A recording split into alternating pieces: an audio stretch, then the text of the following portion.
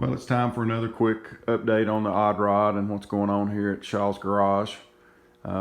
We have pulled the engine out of the Odd Rod that we ran last year, and we've got just an old mock-up block and head and everything in it, just getting ready for to get some things fitted before we have the new engine ready. The new engine is going to be a Windsor block and Cleveland heads. So as you can see, we've got a Cleveland head on this side, and we've been building headers. We've got both sides done, other than just some cleanup and tiny little bit of welding. So we've made some good progress on that. I've been dreading that whole process, so we decided we needed to go ahead and get those built before we built the new engine. That way we've got the headers to be able to test run the engine with, and if we get to do any dyno time, we'll have those possibly for that. So that's kind of where we're at. We also had to mock up our new oil pan. We had a little bit of clearance underneath, nothing major. So we did a little tweaking on a cross member. We ran into a little bit of problem with our steering with the Cleveland head, and mainly with the larger headers, so decided to make a few changes there. We've got good clearance.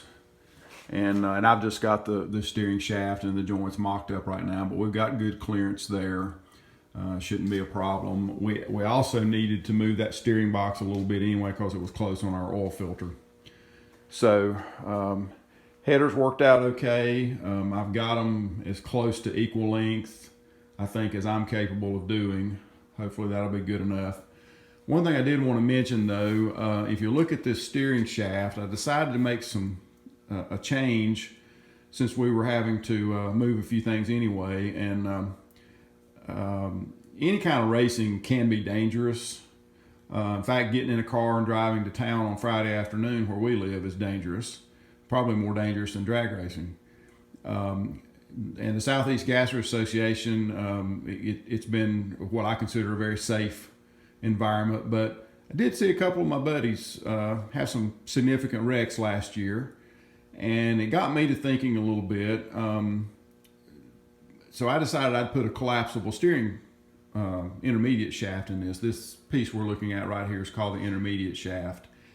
And what it does, if you'll see right here, it's actually two pieces. And in an accident, that will actually collapse upon itself.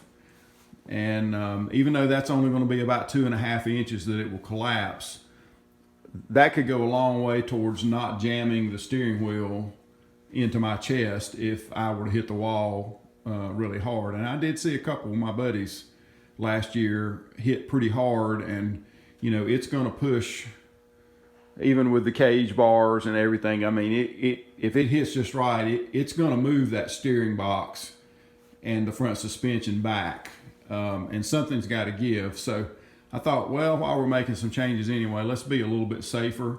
It's definitely one of those things I don't ever want to have to use, but you know, it doesn't hurt to do it and maybe be a little safer in the process. So that's where we're at right now. Got the other header.